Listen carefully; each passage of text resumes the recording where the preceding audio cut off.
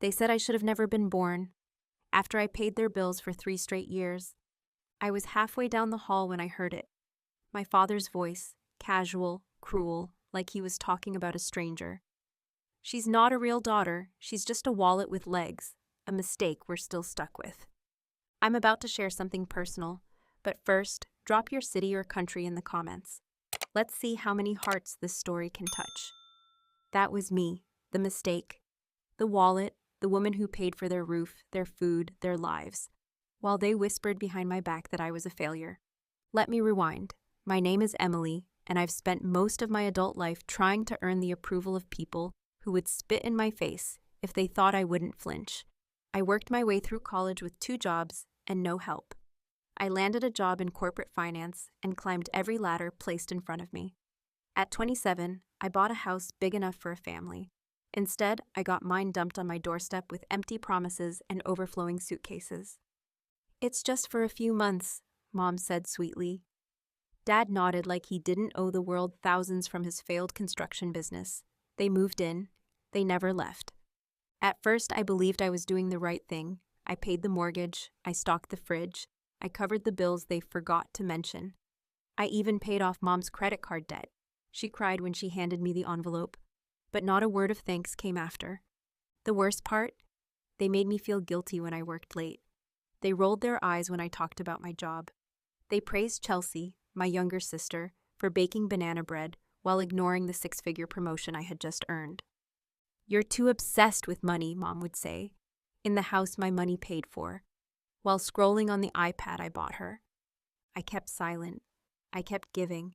I kept believing that if I just did more, if I gave more, they'd finally love me the way they loved her. Then came that moment. That single sentence. She should have never been born. Something snapped.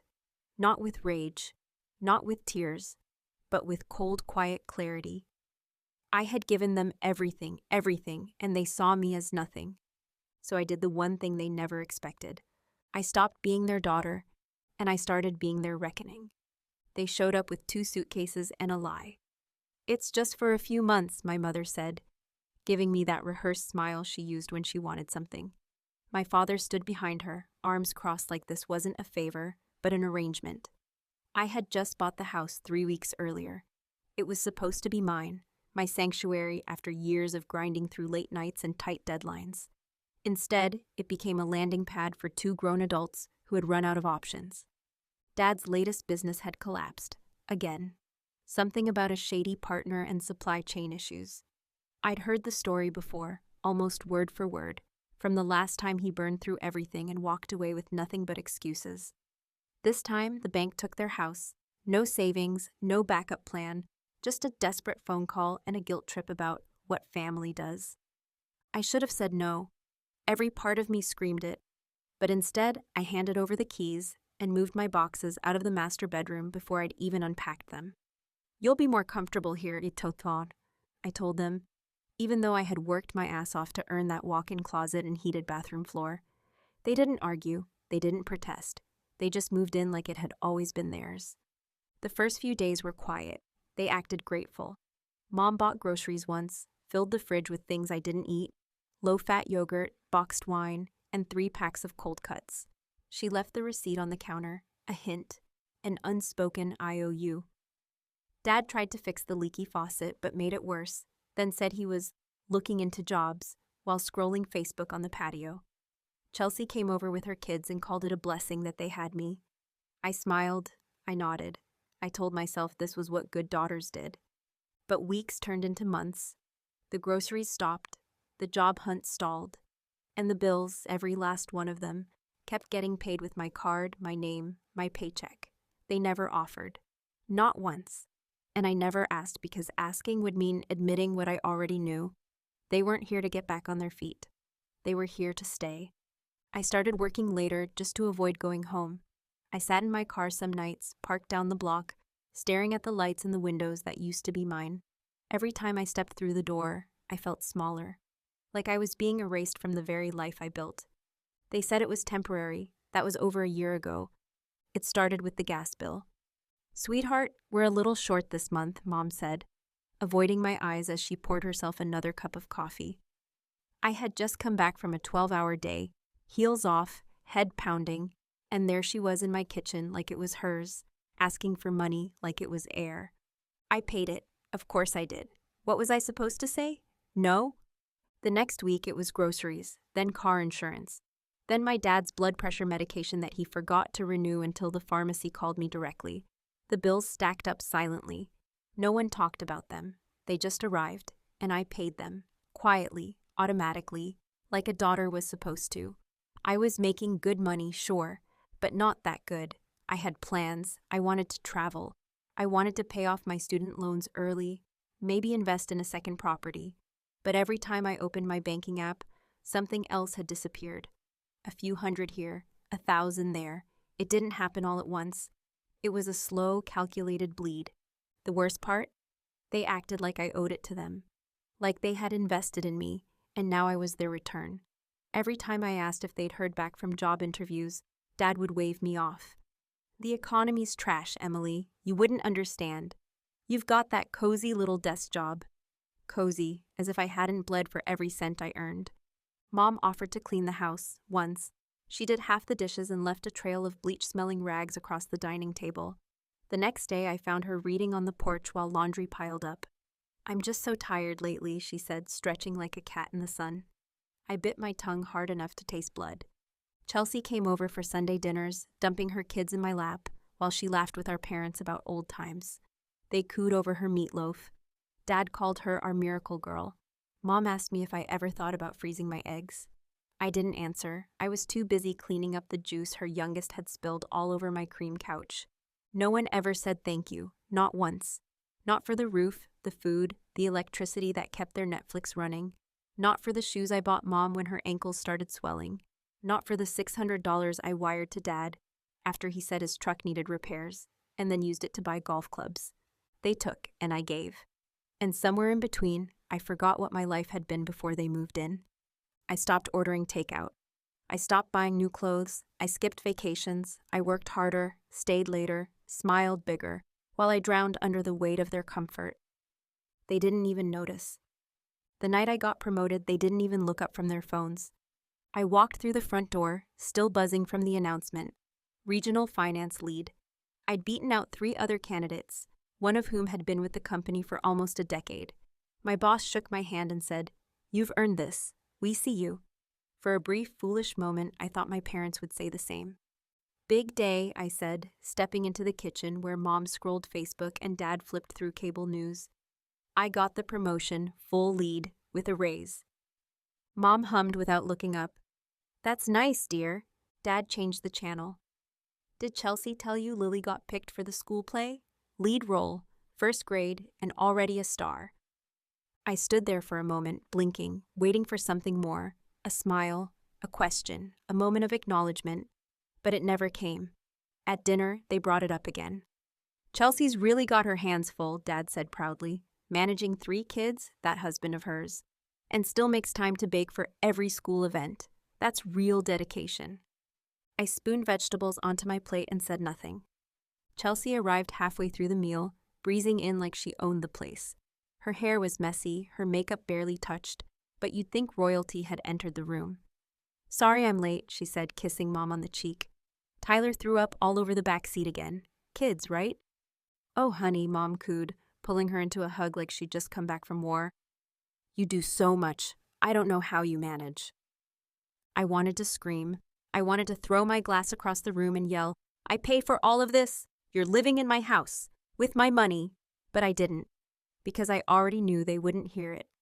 Or worse, they would, and they'd find a way to twist it into selfishness. So I smiled. I asked Chelsea about Lily's lines in the play. I held my tongue when Mom said, "Some people think a job makes them important, but nothing compares to raising a family." She didn't even look at me when she said it. The promotion email sat unread on my phone, glowing in my pocket like a secret no one wanted. I thought of the long nights, the weekends sacrificed, the extra shifts I picked up so I could qualify for the leadership track. And for what? A shrug? A dismissal? At work, I was a star. At home, I was a ghost, only visible when something broke, when money ran short, when a bill needed paying. I used to think I'd win them over eventually. That if I just did enough, gave enough, was enough, they'd see me, but all they ever saw was Chelsea.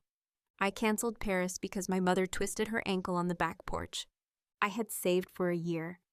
I had the itinerary memorized. Seine River cruise, a stay in Montmartre, 3 days in the Loire Valley. I even bought a red silk scarf just for the cliché photo under the Eiffel Tower.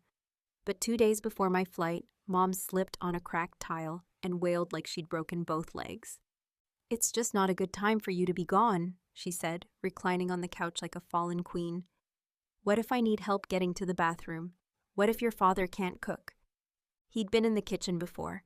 He made toast once, burnt it, declared himself not built for domestic life.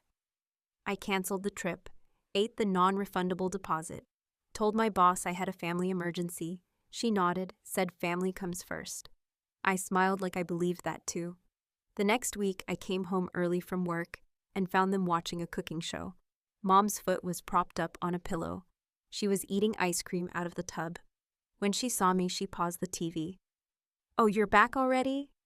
Like I'd run out to the store. Like I hadn't just buried a dream for her convenience. It never ended. When Dad's truck broke down, I dipped into my savings. Again. When Chelsea needed help with her kids' school supplies, I sent a wire transfer before she could even ask. When the electricity bill accidentally went unpaid for 2 months, I took care of it without saying a word. Every time I said yes. Yes to postponing my own plans. Yes to using my emergency fund for their emergencies. Yes to rearranging meetings, missing social events, stepping away from things I loved, because they needed me. Or more accurately, they expected me. They never once said, "Are you okay?" They never once asked what I had to give up to say yes. I became the girl who always showed up, who always delivered, who never dropped the ball even when she was juggling 6. My coworkers admired it. My friends were baffled by it. My therapist, when I finally got one, called it performative loyalty. I called it survival, because saying no meant guilt, disappointment. That look Dad gave me like I'd failed some unspoken test of worth. That tone Mom used, soft and bruised, like I'd broken her heart for thinking of myself. So I said yes, even when I meant no, especially when I meant no. I didn't know yet that one day my silence would explode, that there'd be a moment when their expectations would hit a wall I didn't know I was capable of building. But it was coming, and they had no idea. They didn't knock when they needed money. It started with little things, Mom asking if I could spot her for a prescription, Dad needing gas money because his account was temporarily overdrawn. Temporarily became permanently, and soon I was covering every crisis, every birthday, every school trip my nieces and nephews were so excited about. I'd see the text before they even hit my screen. "Hey Em, quick favor, just until Friday. We'll pay you back, promise." No one ever did. I paid for Chelsea's oldest to go to summer camp, $700 for horseback riding and canoeing, while I canceled my weekend getaway to afford it. I covered Dad's overdue credit card so he could repair his credit, only to find out he used the cleared balance to buy a new flat-screen TV. I replaced Mom's cracked phone screen 3 times. She told people her daughter works in tech. At family gatherings, I was the bank with legs. They joked about it openly. "Emily's got it covered," they'd laugh as another bottle of wine was added to the table. "You know, she makes Wall Street money." I didn't. I made enough to live well if I were living for myself. But I wasn't. I was living for 5 people who saw my success as community property. The worst part? They never saw me. Not really. They saw what I provided, not who I was, not what it cost me. They didn't know I skipped therapy sessions because I couldn't justify the copay after paying for Mom's root canal. They didn't know I rationed groceries some weeks because I'd agreed to fund Chelsea's car repair. I was everyone's favorite ATM. Swipe the card, take the money, don't ask how it got there. When I said I was tired, they said I was dramatic. When I said I needed space, they said I was cold. When I suggested they contribute something, anything, they looked at me like I'd broken a sacred agreement. "You've always been the responsible one," Mom said once, like it was a compliment, like it was some noble trait I should be proud to die under. No one asked what I wanted. No one ever offered to help with the mortgage, not even Chelsea, who lived rent-free for 2 months after things got tight. She brought cookies one time, That was the repayment. I had become something less than a person to them. I was a lifeline, a fallback, a number in their heads they could pull from whenever the real world asked for effort. And for a long time, I let them. Until the day I didn't. The deal closed at 3:42 p.m. on a Tuesday. And just like that, I wasn't invisible anymore. At least not at work. It had taken 6 months of late nights, endless negotiations, and fighting off a rival firm that had more resources and less ethics. I'd brought in a multi-million-dollar account, one that would reshape our entire division's numbers for the quarter. When the contract came through, signed and sealed, my boss leaned across the conference table, her red lipstick barely smudged from her coffee, and said, "You just bought yourself a future here, Emily." Applause followed, real warm applause, not the fake obligatory kind. Colleagues high-fived me, my assistant brought cupcakes to my office, someone hung a ridiculous gold banner over my cubicle that read Queen of the Close. And for once, I let it happen. I let myself feel the weight of what I'd done. Not for anyone else, for me. It wasn't just a win. It was the win. The one I'd worked for since my first day at the firm, when I'd sat in an itchy blazer, clutching a budget spreadsheet like it was a life raft. The one that said, "You're not just competent, you're unstoppable." I left the office buzzing, heart thudding with adrenaline and possibility. My phone vibrated with a string of congratulatory texts. Former mentors, old classmates, even our VP of sales, but none from my parents. Still, I had hope. Naive, stubborn hope. Maybe they hadn't heard yet. Maybe if I told them in person, they'd understand what this meant. Maybe tonight, they'd look at me like they looked at Chelsea when she baked banana bread. I picked up Thai food on the way home, my treat. I even stopped at the wine shop and got that bottle of Pinot Mom liked, the one she always said was a little too expensive. My arms were full when I stepped through the door, already rehearsing how I'd tell them. They were in the living room, Dad on the couch, flipping channels, Mom in her robe, knitting something pink and useless. "Hey," I said, kicking off my shoes. "So, big news." Dad grunted. Mom didn't look up. "I closed the Caro deal today," I said, setting the bags on the kitchen counter. "The big one I've been working on for months. They're projecting a 7-figure return." Silence. "That's good," Mom said finally, after a beat too long.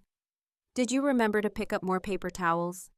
That was it. No celebration, no hug, not even a well done, just another chore, another errand, another missed chance to be proud of me. I stood there with a bottle of wine and news that could have changed the air in any room, except this one. At work, I was unstoppable. At home, I was just the girl who forgot the paper towels. I left the office early, my heart thudding with the kind of giddy pride I hadn't felt in years. The deal was done. My name would be on the internal bulletin tomorrow. Emily Moore, lead strategist, Caro Acquisition. The department head told me I'd just made the firm's quarterly target in one swoop. My inbox was flooded with congratulations. For once, I wasn't behind the scenes making things happen. I was the thing happening. I should have called someone, a friend, my boss, my old college roommate. But no, despite everything, the first people I wanted to tell were my parents. Maybe it was childish. Maybe it was delusional. But some part of me still believed they'd light up when they saw me, that they'd finally see me. I stopped by the bakery on 8th and bought a box of their favorite chocolate eclair. Picked up a bottle of champagne, cheap but bubbly enough to pop. My hands shook as I carried the bag to the car. Adrenaline still buzzing under my skin. I didn't text. I wanted to surprise them. The house was quiet when I pulled into the driveway. Both their cars were there, which was rare for a weekday. I smiled to myself, imagining how I'd walk in, eclairs in hand, and watch their faces change when I said the words. I entered through the side door, careful not to slam it. The living room was empty, kitchen too, but I heard voices down the hallway. My father's voice, low but firm. "I mean, come on, Stan. She acts like she's some big deal just because she works a desk job. Meanwhile, we're stuck tiptoeing around her moods like it's her house." My feet froze. Blood drained from my face. "She pays for everything," Stan's voice crackled through the speaker. A video call. They didn't know I was home.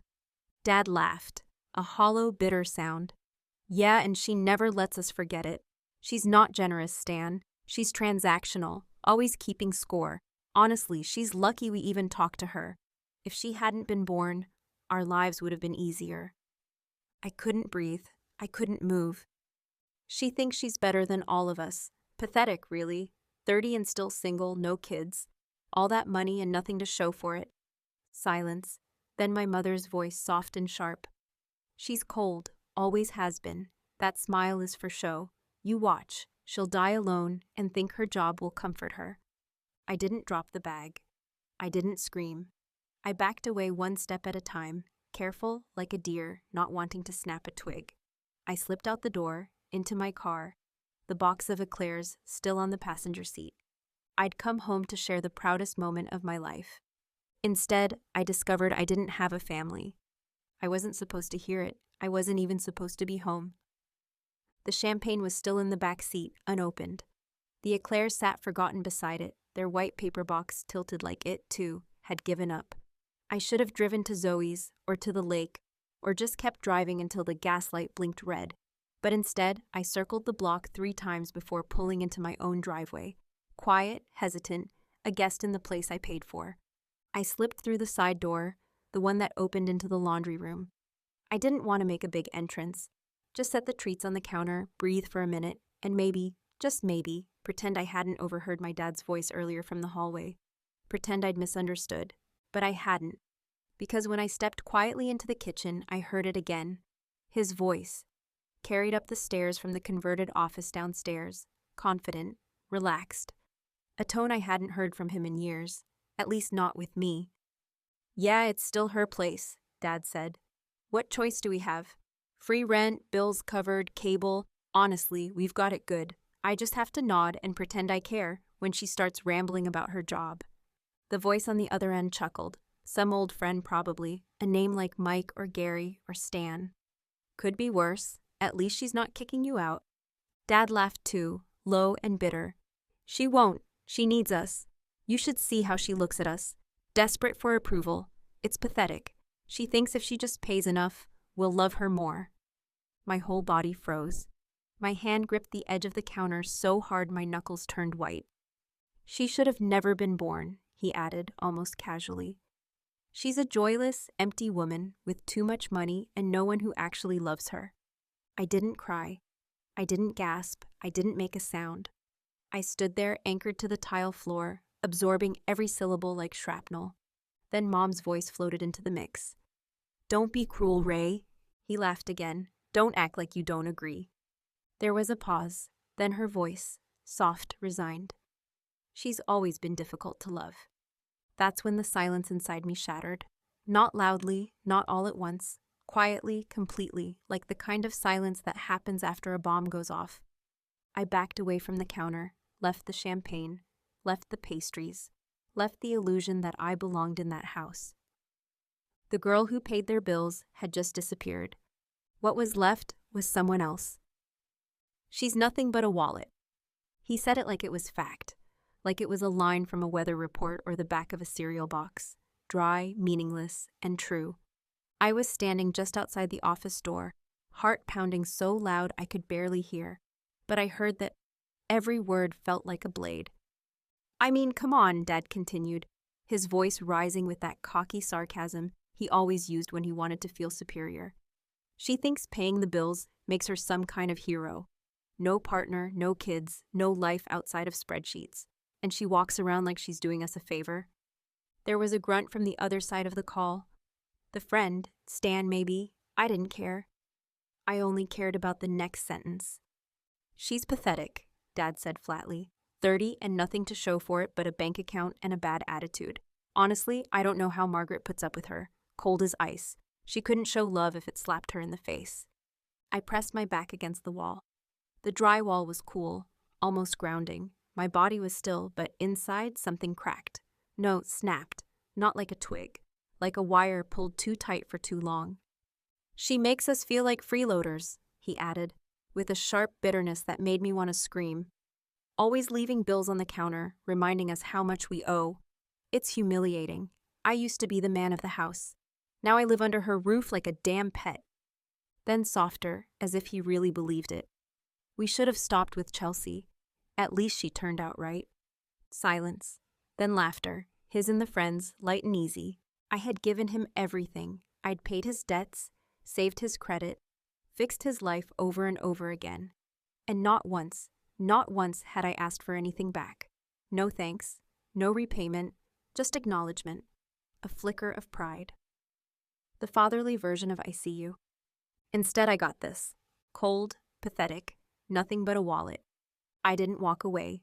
I didn't run. I stood there and let the words bury me like a funeral I hadn't known I was attending. That was the moment the weight of years, of sacrifice, of quiet swallowing of pain, finally crushed the last of the girl who tried to make him proud.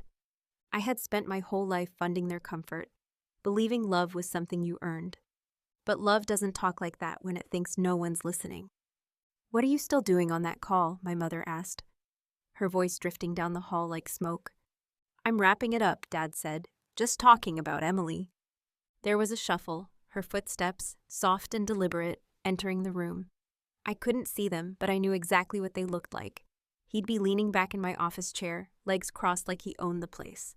She'd be adjusting the sleeves of her cardigan, doing that little sigh she always did before dropping a line she could pretend was harmless. "Did you tell him about her big promotion?" she asked, sarcasm threading each word. "She hasn't shut up about it all week." Dad chuckled. "I told him, another rung on her corporate ladder. Big deal." I leaned closer to the doorframe, my nails digging into my palm. Mom lowered her voice, but not enough. "Sometimes I wonder where we went wrong with her." Wrong, that word, like I was a defective product they regretted not returning. "She's so cold," she went on. "Always talking about money, metrics, milestones, not like Chelsea. Chelsea gets it. Family, love, real priorities." Dad agreed. "Exactly. She lords her paycheck over us like we should bow in gratitude." "She doesn't realize we're only here because it's free," Mom said, her voice flat and unbothered. "I've been saving every penny since we moved in. In another year or two, we'll have enough to put a down payment near Chelsea, with the kids." "That's the dream," Dad sighed. "We just have to keep playing along a little longer." And there it was, the whole plan, laid out like I was never meant to hear it. "I'm tired of pretending," she muttered. "Of acting like I care about her reports or her team meetings or whatever nonsense she goes on about at dinner." I nod, I smile, but God, it's exhausting. It's like listening to someone talk about a toaster manual. They laughed again, together. I stared at the floor, blinking so hard it hurt. The gifts I gave them, the dinners I made, the bills I covered, it had all been a performance to them. And their love? That had been a performance too. A long, slow scam in cozy slippers and borrowed affection. "She needs us more than we need her," Mom added, "even if she doesn't realize it." That was when I knew they weren't my parents anymore. Not really. They were people living in my house, eating my food, draining my spirit, and counting the days until they could leave me behind. They didn't just take my kindness for granted. They weaponized it. And they called it love. I didn't cry. Not when I heard my father say I should have never been born. Not when my mother called my dreams exhausting, my personality cold, my existence something they were only enduring. I didn't cry because even my tears refused to fall for people who saw me as a transaction. I backed away from the door like I was escaping a crime scene. Each step felt like I was moving through wet cement.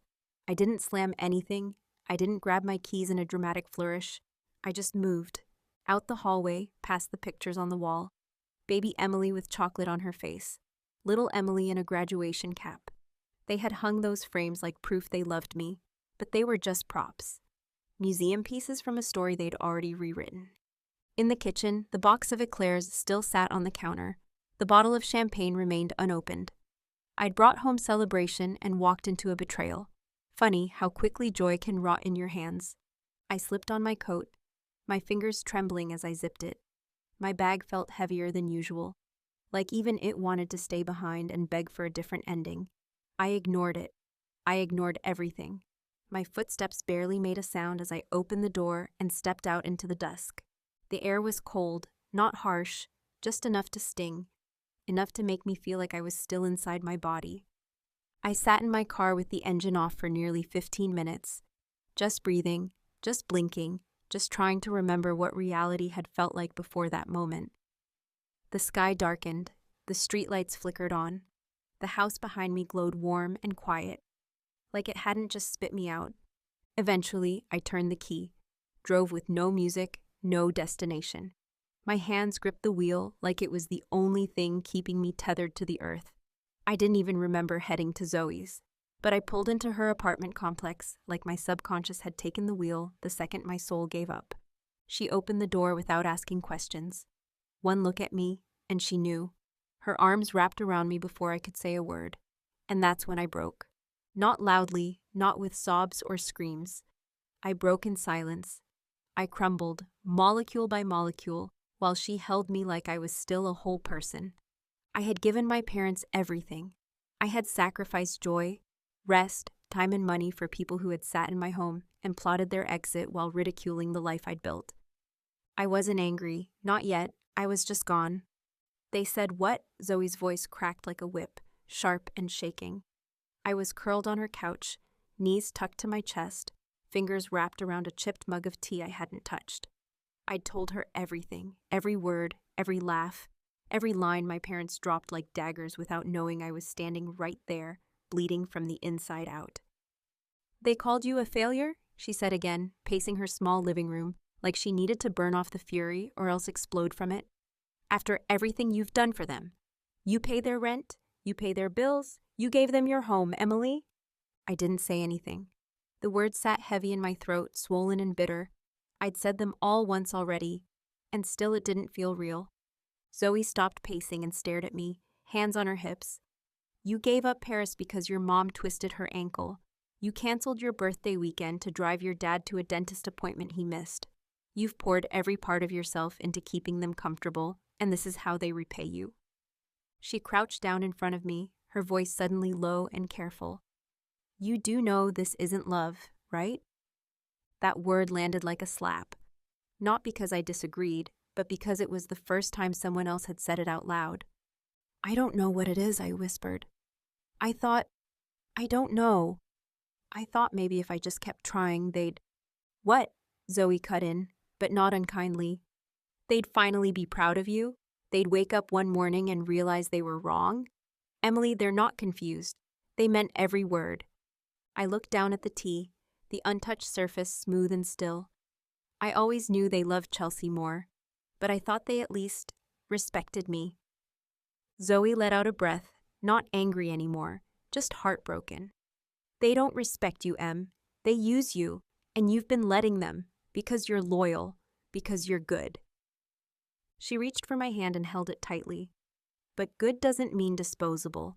It doesn't mean obedient. And it definitely doesn't mean you set yourself on fire to keep people warm who'd never offer you a match. My chest ached, not with sadness, but something colder, sharper.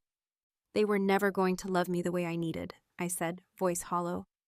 "No," Zoe said, "but that doesn't mean you stay in hell hoping they'll hand you a glass of water. It means you walk out and you never look back." In that moment, I knew something had changed, something permanent. I'd never be the daughter they wanted, but maybe finally, I could be the woman I needed. I didn't sleep.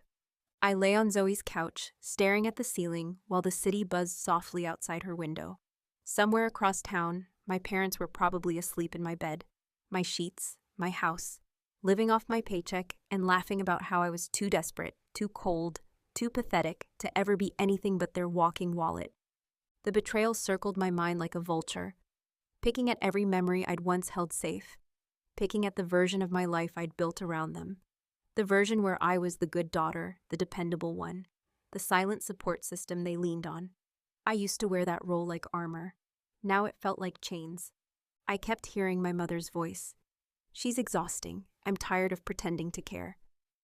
Over and over until her words became a rhythm, like a lullaby designed to keep me small. And my father, God, she should have never been born. That sentence didn't just bruise me. It rewrote everything, every birthday he showed up late to, every card he forgot, every shrug when I got promoted. I used to chalk it up to distance, to stress, to his own failures, but now I saw it. He hadn't been distracted. He'd been resentful. And me? I kept trying to buy their love like it was on layaway. If I just covered the next bill, the next disaster, the next thing they needed, I'd finally earn my spot. but you can't buy your way into someone's heart if they've already decided to lock you out. At 3:14 a.m., I sat up. My phone glowed on the side table. I opened my bank app, stared at the automatic payments I'd set up for their bills, car insurance, cell phones, utilities. Every line item had my name on it. I didn't cancel them, not yet. But I looked at each one like it was a leak in a ship that had been slowly sinking me. And for the first time, I realized I didn't have to drown. I saw it all clearly now. The way they coddled Chelsea while calling me unlovable. The way they praised her baking skills and ignored my salary, my work, my dreams. The way they smiled when I gave, and sneered when I wanted something in return. It wasn't me. It was never me. The sun started to rise, a soft orange sliver cutting through the window like the edge of a new chapter. I didn't know exactly what I'd do yet, but I knew one thing. I was done sacrificing myself for people who saw me as nothing more than a means to their comfort. That night didn't give me peace, but it gave me clarity. "I think you're mourning," Dr. Layton said, her voice calm but sharp enough to cut through me. I sat stiffly on the edge of the soft gray couch in her office, arms crossed, jaw tight, like my whole body was still bracing for another hit. I'd barely finished explaining what had happened. The call, the words, the venom. She hadn't said a thing until I went quiet, choking on the weight of it. "Mourning?" I repeated, blinking at her like she'd spoken in a different language. She nodded gently. "Yes, not a death exactly, but a loss. You're grieving the parents you thought you had, the ones you've been trying to earn your entire life." The words made something inside me splinter, because she was right. It was a death, not loud or tragic or sudden, but slow. Years of pretending, of hoping, of bending myself into the shape they needed just to be seen. I looked down at my hands. "They used me." "They emotionally manipulated you," she said, not blinking, repeatedly, systematically. "They rewarded your silence, punished your boundaries, and fed you just enough approval to keep you hungry for more." I swallowed hard. The truth sat like lead in my throat. But I let them. "No," she said gently but firmly. "You were conditioned to. From the time you were old enough to understand love, it was made transactional. You were taught that love had to be earned, that your value was based on what you could provide. And when you provided more than anyone, they resented you for it, because it reminded them of what they weren't." I covered my mouth with my hand, not to hold in tears. I didn't have any left, but to keep from breaking into a sound I didn't recognize. It wasn't a sob. It was something deeper, a cracked open thing, a realization too big to hold. "I don't think they ever really loved me," I whispered. "I think they loved what you did for them," she said, "and that's not the same." Silence stretched between us, not awkward, but heavy, sacred, like the moment right before a wound begins to heal. "So what now?" I asked. My voice sounded small, but not weak, just tired of pretending. Dr. Layton leaned forward, her expression unwavering. "Now you grieve, then you rebuild. You create a life where love isn't currency, where you're not just useful, you're valued, wanted, seen." I let out a breath I didn't know I'd been holding. "I want that," I said. And for the first time in a long time, I believed I could have it. It started with a spreadsheet, quiet, clinical, a column for expenses, a column for savings, and a final one labeled freedom. While they watched TV upstairs in my living room, I sat cross-legged on Zoe's floor with my laptop open, calculating what it would take to disappear. The house was in my name. Every bill, every piece of mail, every scraped-up receipt from a home I thought I was building for the future. No one could stop me from walking away. The only thing that had kept me tethered this long was guilt. And guilt, I was starting to realize, was just another form of control. By midnight, I had a plan: sell the house, cash out what I needed, move, start over, not for drama, not for revenge, but because if I stayed, I'd rot. The next morning, I contacted Natalie Wells, a real estate agent I remembered from a client's portfolio. She specialized in quiet, high-value listings for people who didn't want questions, just results. "I need to sell fast," I told her. "No open-ended timelines. I want it clean, quiet, no drama." She didn't blink. "I can be at the property tomorrow." I hung up and stared at the call log. My fingers hovered over my parents' contact names. I didn't delete them. But I didn't text either. They were still in my house, still eating my groceries, still taking up space in a life they'd already decided to leave behind. I opened a browser tab and typed, "Best cities to relocate after burnout." The results were laughable. Mountains, oceans, new beginnings. I clicked through aimlessly until a memory surfaced. Denver. I'd visited once for a conference and remembered the air, crisp, real, like it hadn't been recycled through generations of other people's expectations. I emailed a realtor there, then a lawyer, then a financial advisor. Each click, each message, felt like loosening a knot I hadn't realized was around my throat. That night, back at my house, I smiled politely as my mother asked if I could pick up more almond milk. My father complained about the internet speed. Chelsea had texted a meme about adulting being a scam after I paid her phone bill again. None of them knew I was already gone, that pieces of my life were already being rerouted, packed, reassigned, that my world, finally, was shifting around me. It wasn't a meltdown, it wasn't an explosion. It was a quiet rebellion, a woman who had always said yes, finally choosing herself, and no one saw it coming. The lawyer didn't even blink. I sat across from her in a sunlit office that smelled like paper and quiet power, documents stacked neatly on the table between us. Patricia Alvarez, referral from a client, sharp eyes, no-nonsense tone. The kind of woman who wore minimal jewelry and said things once. "Is the deed in your name alone?" she asked. "Yes," I replied. She nodded. "Then they have no legal claim to the property. You are the sole owner." It should have felt like relief, but all I felt was tired. Tired of needing validation for a truth I already knew. Tired of carrying the weight of people who'd made me doubt what I'd earned with my own hands. She scanned the paperwork I'd brought, bank statements, the mortgage contract, utility bills, all under my name. My life, in print. All the things my parents had ignored while enjoying the comfort they never paid for. "You've covered the mortgage, maintenance, and living expenses for 3 years," she said, flipping through the pages like it was just another case file. "There's no legal expectation that you continue to house them. Emotionally, that's a separate matter.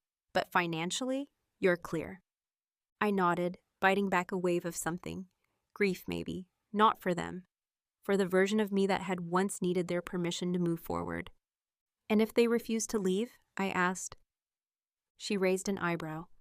"They're not tenants. They have no lease, no rental agreement.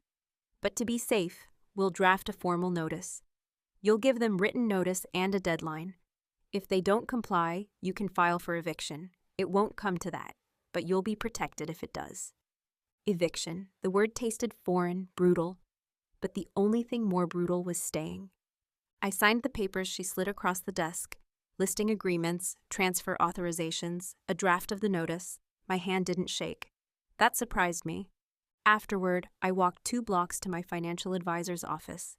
Trevor had been managing my investments for years, and when I told him I needed to liquidate a portion of my portfolio, he didn't ask why, just adjusted the screen and said, "You're in a strong position. You can sell the house and start over without touching your emergency fund." "How soon?" I asked. "With the market the way it is, 3 weeks, maybe less." I nodded again, my new default setting. As I left, I checked my phone, a text from my mom. "Don't forget we're out of coffee filters. And Dad says the water pressure's low again. No how are you, no thank you." And now, for the first time, I didn't feel a single ounce of guilt deleting the message without replying. I met Heather at a coffee shop halfway between our homes. Neutral territory, brightly lit, too public for yelling. She showed up 10 minutes late, smelling like baby wipes and dry shampoo, sunglasses perched in her hair, phone in hand. "Sorry," she said breathlessly, sliding into the seat across from me. Lily spilled orange juice on the rug, and Tyler wouldn't put on pants. You know how it is. I didn't, but I nodded anyway. She ordered something sweet and iced, then turned to me with that same tilted head smile she always used when she wanted to seem sincere. "So, what's going on? Mom said you didn't come home last night. She's worried." Worried, I almost laughed. That was rich. "I'm moving," I said, my voice flat. "Out of the city, out of the house. I've already started the sale." Heather blinked like she hadn't heard me right. "You're selling the house?" "Yes." "But where will Mom and Dad go?" I didn't answer right away. I stirred my coffee, watching the foam dissolve. "They'll figure it out," I said finally. "They're adults." She looked genuinely confused. "But they don't have jobs. Dad's still applying places. Mom doesn't even know how to use online banking." I raised an eyebrow. "And whose fault is that?" She shifted in her seat. "Okay, but why now? Why suddenly? You love that house." I didn't bother correcting her. I had loved that house before it became a prison. "I need a fresh start," I said. "I've been carrying too much for too long." She frowned. "We all have hard seasons, Em. I mean, Keith and I have struggled too. You know that." "I'm not talking about struggling," I snapped, more sharply than I meant to. "I'm talking about being used." Heather's eyes narrowed slightly. "Used? They're your parents." "And I'm their bank," I said. "You know I've been paying for everything, right? Not just the mortgage, the groceries, the car insurance, Dad's credit cards, Mom's dentist, all of it, for 3 years." Her mouth opened, then closed. "I thought you liked helping," she said, almost defensively. "I did, because I thought they appreciated it. But they don't. They mock me behind my back. They're not grateful, Heather. They're strategic. They're saving their money while I burn through mine." She looked stunned. Maybe for the first time in her life, she realized we'd grown up in 2 completely different households. Hers full of praise, mine full of conditions. "I didn't know," she said quietly. "No," I said. "You didn't." And for once, I didn't feel like making her feel better about it. ChatGPT Zai. The sign went up on a Thursday afternoon. White post, blue letters, a small crisp rectangle that read, "For sale" in red, all caps truth. Natalie, my agent, had it installed while my parents were at their weekly grocery run. Paid for, of course, with my card. I watched from my car down the street, heart pounding like I'd just robbed a bank instead of taking back what was mine. The house looked picture perfect. It had taken 3 days to stage it. 3 long surgical days of removing personal clutter, wiping down surfaces, and packing away every trace of myself. I moved out all the things they'd never noticed. The candles, the framed certificates, the little bowl I kept by the front door for my keys, gone. The photos, too. Anything that suggested family, anything that lied. Natalie had walked through the place like a surgeon, nodding, analyzing. "Buyers want light, space, a fresh start," she'd said. I'd smiled at that. So do I. I didn't tell my parents. I made sure the photographer came while they were out. I booked the cleaners when they were at church. I even bought them a spa voucher for Friday so I could host the open house in peace. It was ridiculous how easy it was to erase them from the listing. No one questioned why a house so big had just one name on the deed. By the time the listing went live, it looked like a dream. Hardwood floors gleamed. The kitchen sparkled like it had never seen a passive-aggressive argument over whose turn it was to unload the dishwasher. The living room didn't reek of bitterness or unpaid ambition. It was warm, neutral, inviting. And it was mine. For a little while longer, anyway. I scrolled through the photos on my phone that night, alone at Zoe's. Shot after shot of the home I'd bought with such pride. The crown jewel of years, spent working late, saying yes, sacrificing weekends. Now it was a commodity, a listing, an address that would belong to someone else soon. I should have felt sad. I didn't. I felt clean. It was the first time I'd made a major decision without looping anyone in. No family meeting, no emotional manipulation, just a simple act of agency. I want out. I'm getting out. My parents still had no idea. They were upstairs watching reruns, probably wondering why the water pressure was off again. The house was already halfway sold, and they hadn't even noticed. I pulled into the driveway just as my father stormed out the front door, his face already red, eyes narrowed like he'd just caught someone vandalizing the property. Except there was no vandal, just the sign, simple, obvious, staked cleanly into the grass, for sale. He pointed at it like it was a weapon. "What the hell is this?" I closed my car door slowly, keeping my expression neutral. "Exactly what it looks like." "You're selling the house?" he shouted, as if the words personally assaulted him. "Without telling us?" My mother appeared in the doorway behind him, mouth tight, hair still damp from her morning shower. "Emily," she said, sharp but trembling, "this is our home." "No," I said calmly, "it's mine, and I'm selling it." The silence that followed was electric, brittle. My father looked like he might explode. My mother looked like she was about to cry, which of course was her usual fallback tactic. "You think this is fair?" Dad barked. "After everything we've done for you, we raised you." I didn't flinch. "And I paid you back, with interest, for 3 years straight." Mom took a step forward, arms crossed over her chest like a shield. "You should have discussed this with us. We live here." "For free," I said, "on my dime, under my roof, and now the roof is being sold." "You ungrateful little," Dad started. "No," I cut in. "Don't you dare. Don't pretend this is some kind of betrayal. You've been planning your own exit since the day you moved in. You just thought I'd never find out." They both froze. My mother's eyes flicked sideways, my father's jaw clenched. "I heard everything," I said. "Your little conversation with Stan, how I'm pathetic, how I should have never been born, how you're only pretending to care about me until you can move closer to Chelsea." My mother opened her mouth, then closed it. Dad's face paled under the anger. "You've been living off me while laughing behind my back. And now I'm done. I'm selling this house. You have 3 weeks. "You can't just throw us out," Mom whispered. "I'm not throwing you out," I said. "I'm removing myself.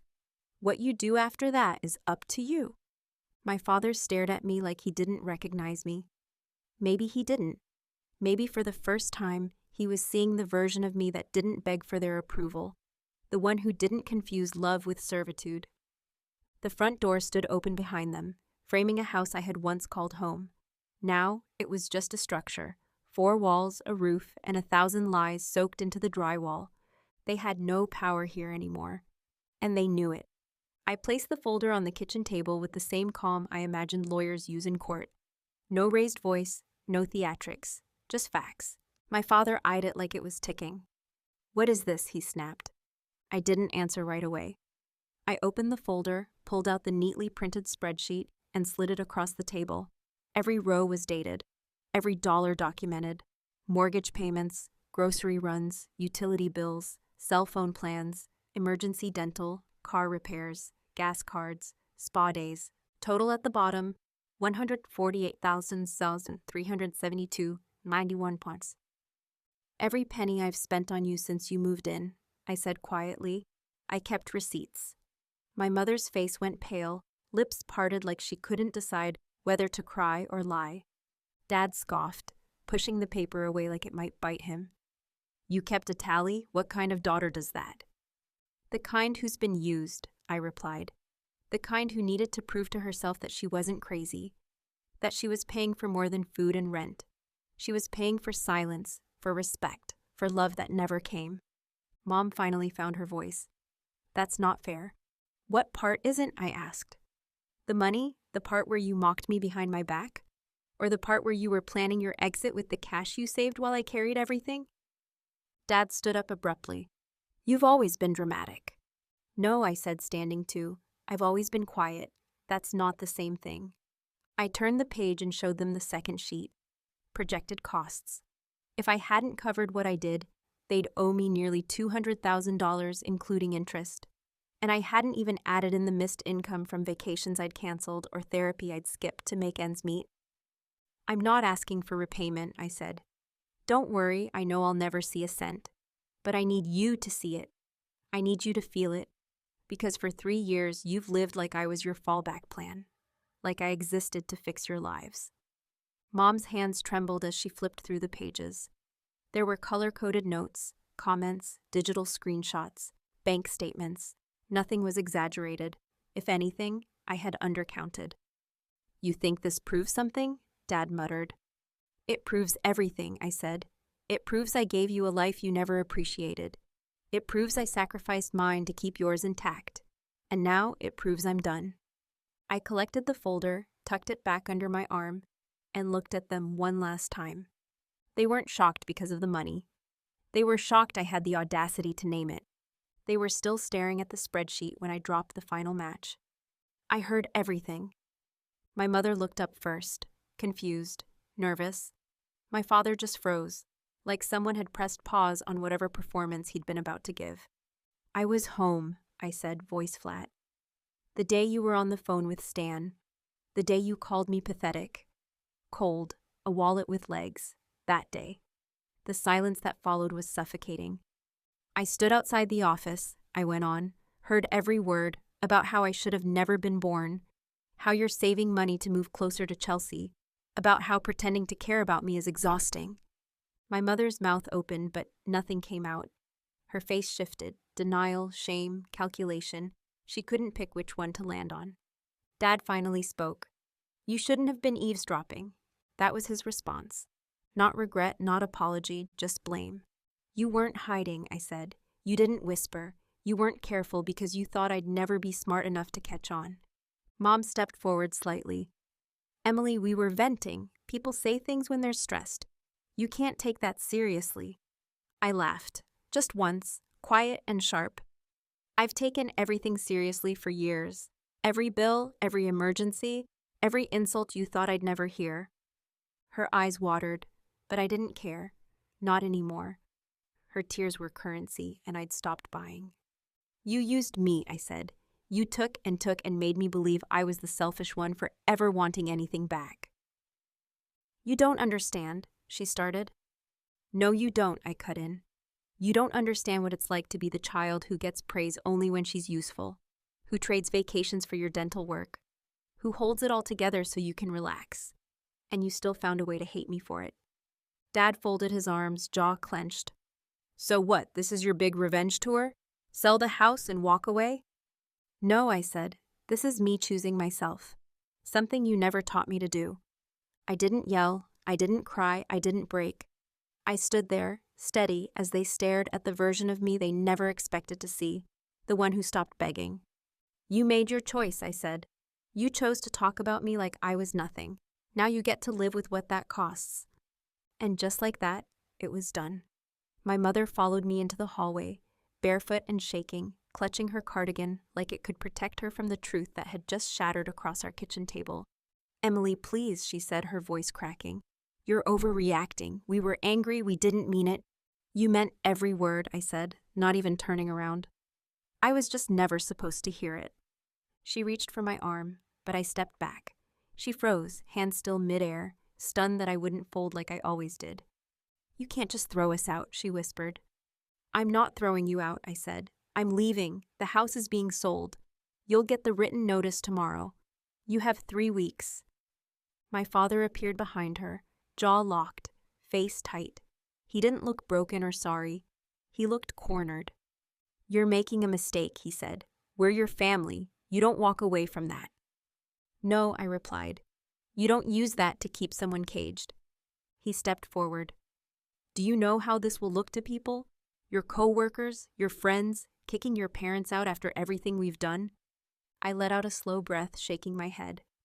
I've kept your secrets long enough. If anyone asks, I'll tell the truth, word for word. He flinched, just slightly. My mother looked away. You're bitter, he said. Ungrateful. No, I said, locking eyes with him. I'm done. They tried every tactic. My mother cried, said she was sick, said she couldn't survive the stress of moving, said I was breaking her heart. My father threatened legal action until I reminded him the deed had one name on it. Then came the guilt. We gave you everything we could, Mom sobbed. It may not have been perfect, but we tried. No, I said. You tried to make sure I never realized I was worth more than what I could give you. And now that I know, you're scared. She collapsed into a kitchen chair, sobbing into her hands like a scene rehearsed too many times. But I didn't go to her. I didn't kneel. I didn't comfort. I let her cry. I let the silence say what I wouldn't anymore. I'm not negotiating, I said quietly. This isn't a discussion. It's a decision. My father stared at me like he was seeing me for the first time. And maybe he was. Maybe for the first time, he realized the woman in front of him no longer needed permission to walk away. They had spent years twisting love into something I had to earn. And now they would learn what it felt like to lose access to it. The house sold in 11 days. A young couple with a toddler and another on the way fell in love with the backyard and the light in the upstairs office. They made an offer above asking. No contingencies, no drama. The papers were signed on a rainy Monday morning. I shook the agent's hand, smiled through the final signatures, and didn't flinch once. There was no tearful last look, no dramatic farewell, just a quiet, steady exit. I gave my parents the move-out deadline in writing. No surprise visits, no excuses. They were gone by Friday. No thank yous, no apologies. Just tension and silence and the sound of drawers being slammed shut a little too hard. I came back once to do a final walkthrough, alone. The house was empty, hollow in a way that felt honest for the first time. It echoed with everything that had been said and all the things that had never been. I stepped into what used to be my bedroom. The walls were bare. The indent in the carpet where my desk used to sit was still visible. I knelt and ran my hand across it, not to say goodbye, but to remind myself I was never meant to stay here. This house had been a holding cell dressed as a gift. I stood in the hallway, one hand on the banister, and exhaled. A long, slow breath that felt like it had been trapped in my ribs for years. Then I turned off the lights, locked the door, and left without looking back. There were no messages from them after that. No apologies, no sudden confessions of regret. They'd made it clear they'd only stayed as long as it was convenient. And now that the well was dry, they were gone. It should have hurt more, but it didn't. Because walking away wasn't the wound. Staying would have been. Zoe helped me pack up my car. Just the essentials, the rest was already in storage, waiting for the next chapter. I was heading west. New job, new city, a place where no one knew my name, my history, or the version of me that had bled quietly behind every yes. As I pulled out of the driveway for the last time, she stood beside the car and smiled. "You good?" she asked.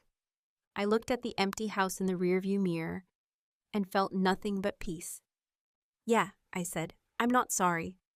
The air smelled different, crisper, cleaner, like it hadn't been touched by years of unspoken expectations or recycled guilt. Just sun, wind, and the soft hum of a city that didn't know my name, yet. I stepped into my new apartment with nothing but 2 suitcases, a coffee maker, and a peace I'd never felt before.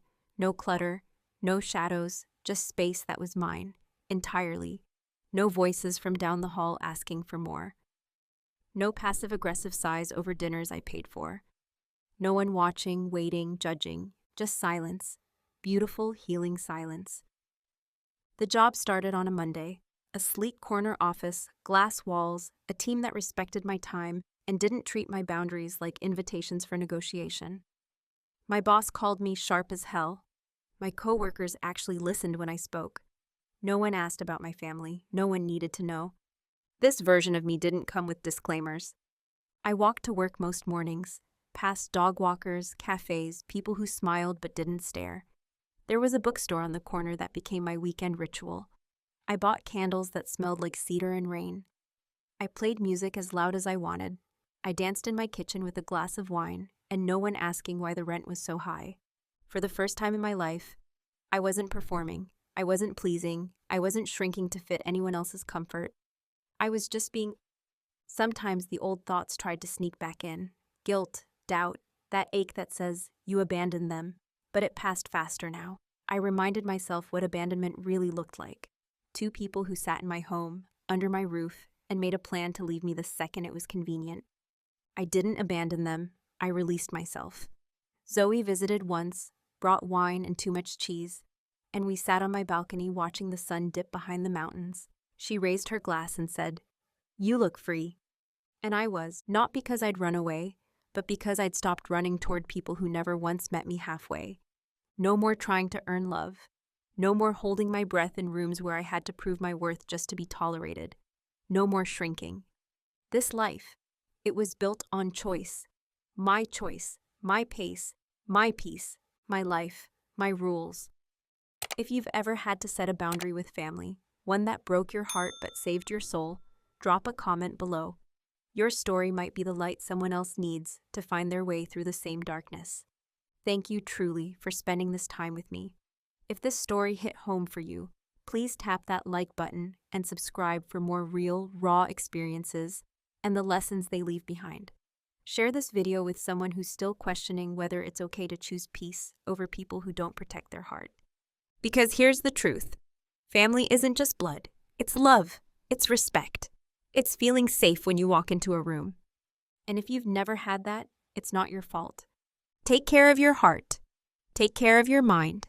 And most importantly, take care of you. Until next time, stay strong, stay kind, and remember, you don't owe anyone your peace.